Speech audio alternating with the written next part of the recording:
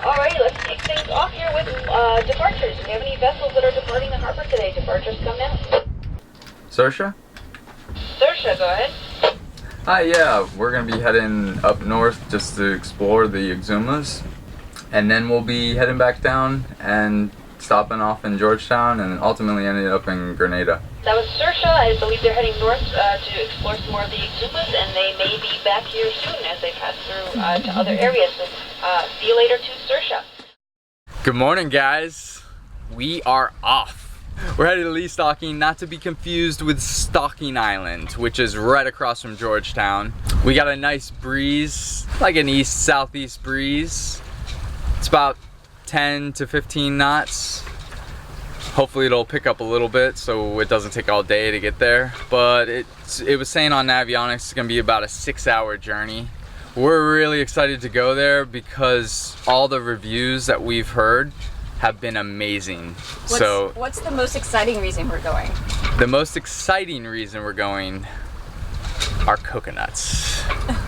Yes, coconuts. You heard that right. Not the facilities, not the beaches, coconuts. Because lo and behold, Bahamas is pretty much barren of coconuts outside of the resort areas and the nicer built up areas. There aren't many coconut trees that are just out in the wild. So we are looking forward to giving coconut milk another try. I think I've improved on my coconut milk making skills, so we'll show you how to do that. Apparently we're not the only ones that wanted to leave today. Check out all these guys. The mass exodus of Georgetown.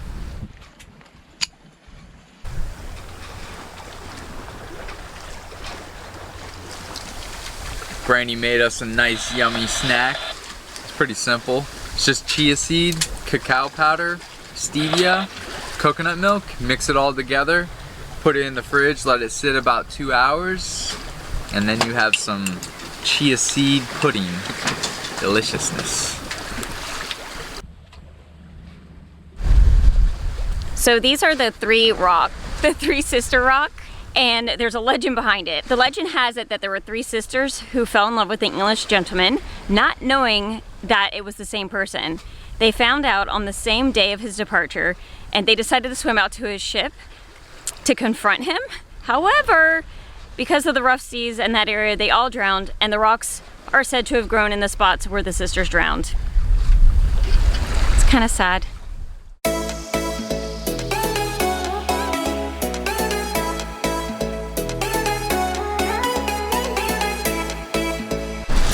All right, we're going to another cut here in Exumas. This is just north of Square Rock Key. Pretty nice entrance. A little small, but most people go to Rat Cut Key with this, which is just north of this.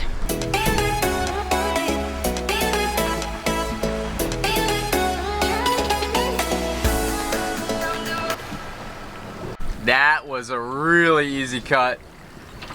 No waves, no current. I guess we did have waves kind of pushing us in, so it just made it that much easier. But the waves are pretty small anyways. They're like 1.5 feet, 2 feet maybe. And it opened up to this.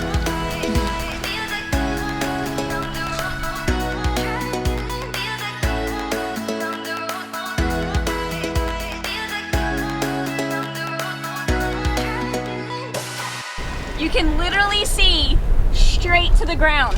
It's crazy. There's so many different colors of blue in here you've never seen. What are you doing? Ooh, there they are. I'm looking for coconut trees for you to climb and make me some coconut milk. We'll see if we can make that happen.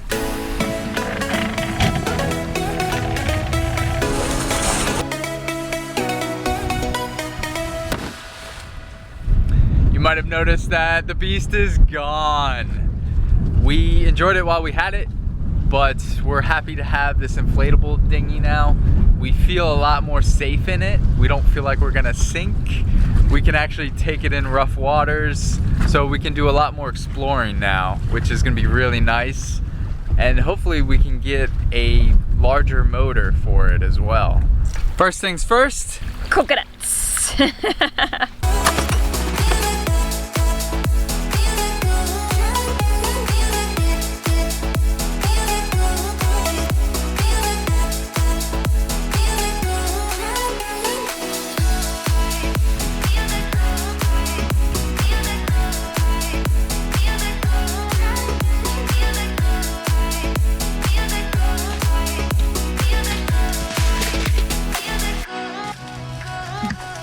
Oh, they're heavy. Scored 3 lovely coconuts. They're still pretty young, so a lot of the water is still on the outside, so we'll see what they look like on the inside.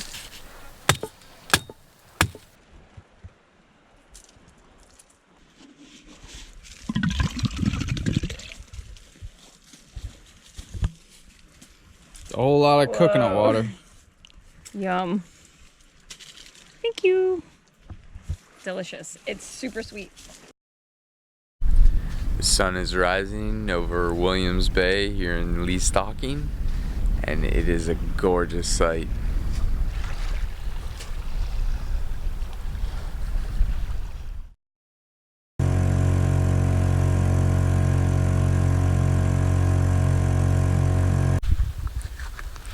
Day 2 of the coconut hunt. Today we came over to this abandoned research center to do some exploring, and lo and behold, it's the mecca of coconut trees. They must have planted them when they created the institute, so we're going to be doing that first, and then later we'll talk about the marine center. Yeah, these coconut trees are everywhere. There's even a ladder that you can use. Yeah, so instead of me tearing up my legs and arms trying to climb these trees, I'm gonna use the ladder. So these are the brown coconuts. They're actually the most mature. When they brown, they get heavy enough and they fall from the tree. So you don't even have to climb the tree. They got the most fat content too, so that's something we'd like to have. All right, coconut expert, which one is this one? These might be poppers. Poppers are completely full of water, so when you shake them, you can't hear them. They're mature enough to drink, but they don't really have any meat in them. So, and the shell hasn't formed as well. I think at 8 months, they're called jellies, which they're still green, but the meat that's formed is jelly-like. And it's really tasty, but there's not a lot of it. And that's typically what they make coconut water out of, that you'll find in the store. Oh, this one you can hear liquid. So this might be a jelly. Hear that sloshing? These are called shakers. They call them shakers because the liquid in them still sloshes around. You shake them, you can hear it. They're also called meat nuts because they have a good ratio of meat and water, and they're perfect for making coconut milk. Bingo. Exactly what we wanted. But we'll take the brown ones too. They're easy to collect. So these are called sprouters, and it's when a coconut falls off of the tree and falls onto the ground and starts sprouting. And it's actually supposed to be really good luck for you to plant one. Oh, it's got roots already. That's so cool. That is so awesome. So actually people eat this as a delicacy, but they do say that it's got a karmic retribution, I should say, if you do eat one, because these things can produce thousands of coconuts in its lifetime. So it's a little bit of a heavy burden if you just eat this and not plant it. So I'm glad that it's actually taken roots. Once you gathered all the coconuts, the best way that I found to crack them open is take a sharp edge of a rock and smash the top part of the coconut into where it's standing upright like this. And then you take another heavy rock or block or whatever, and you just smash it over top of it. And you do that a couple times. And then you're able to just peel it off.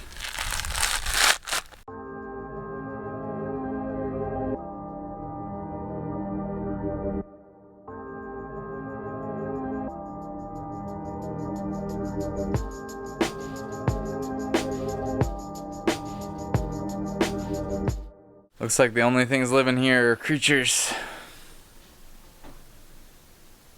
and coconut trees.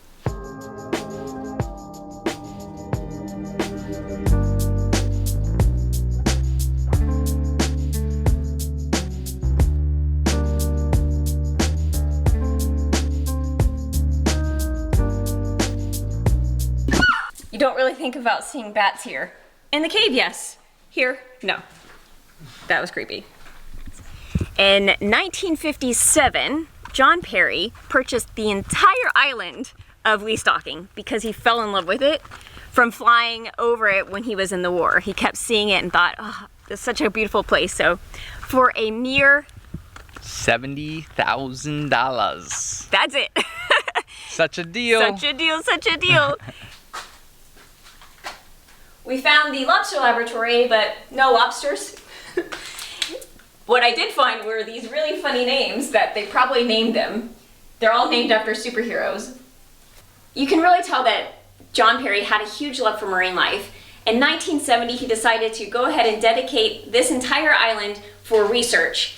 That's when he founded the Perry Institute for Marine Science. So it's so crazy how much this place reminds me of Epcot. Fun fact, worked there for 5 years at the Garden Grill, the one that rotates. Anybody been there before? Anyways, this place reminds me of Epcot because Epcot used to be called Experimental Prototype Community of Tomorrow, and they were trying to make one big community of sustainable living. And that's actually what John Perry was trying to do here at Leastocking. He was trying to basically come up with food, water, energy, and shelter that was sustainable, because bringing in stuff from the States just wasn't practical. John Perry died in 2006, and after that, in 2012, supposedly, we're not really sure, there are some different things that we were reading, that the government funding for the program actually got withdrawn, and then everybody just disappeared. But from the website, it says it went from a research institute to now research program. So the program itself is still going on underneath the name of the Perry Institute of Science. So that's why the website's still there and still running, which made us kind of confused, because this is a complete desert land, not a soul to be found. It's been a lot of fun gathering coconuts, husking coconuts, and exploring this research center. It was really neat to see like everything that they've been doing and what they had done in that amount of time from 1970 to 2012, and that they built that center, and it just seems like overnight they all disappeared. And yeah, it's cool to see these buildings, how they have that bohemian theme to them. It almost seems like this could have been some sort of resort. Mm-hmm. They were really trying, for sure. But now it's time to get back to Saoirse and make some coconut milk. That's what I'm most excited about. Coconut milk making with Beau. Today, I'm gonna teach you how to make coconut milk. The way I make it, at least. First, you're gonna need either a shaker or you'll need a brown.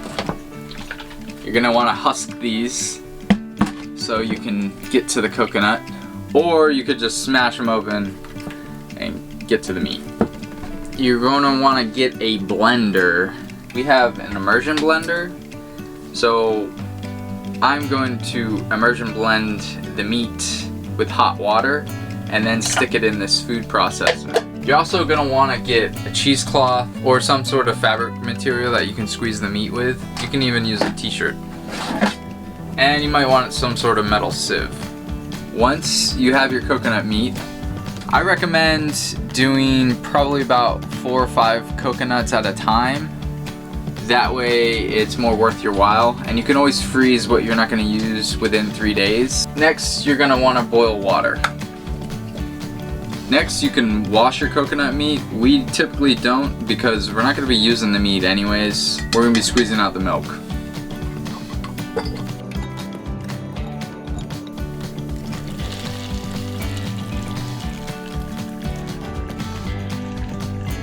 I put in about 2 cups of boiling water, and now I'm just gonna blend it together, whether you use the immersion blender or use your regular blender. It takes a bit of working, but the immersion blender eventually gets the job done. It's probably a lot easier with a conventional blender. Once I get it mostly ground up, I then transfer it to our little immersion blender food processor. It's pretty handy actually. We make peanut butter with this thing, but that's for another video. This tends to make a little bit of a mess, so we always put a rag underneath.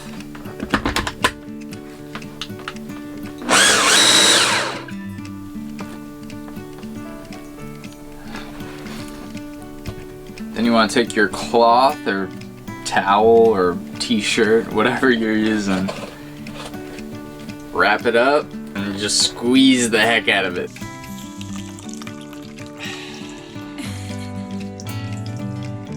Last step, take your metal sieve and then just strain it through.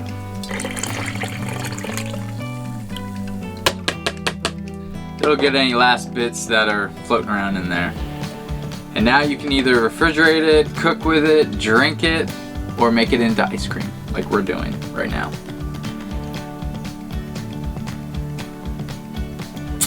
Ah, so good. Just wanted to show you the state of the boat right now. Coconuts, coconuts, coconuts, coconuts, coconuts. And guess what?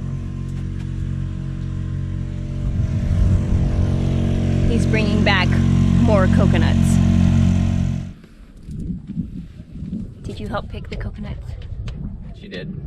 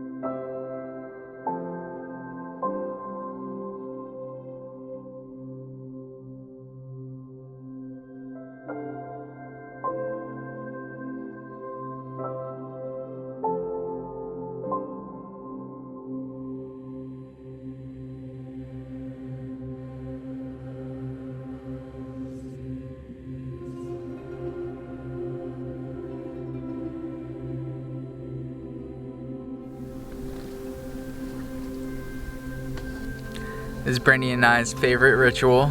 We come out to the bow and watch the sunset. Bow, cockpit, midship, wherever.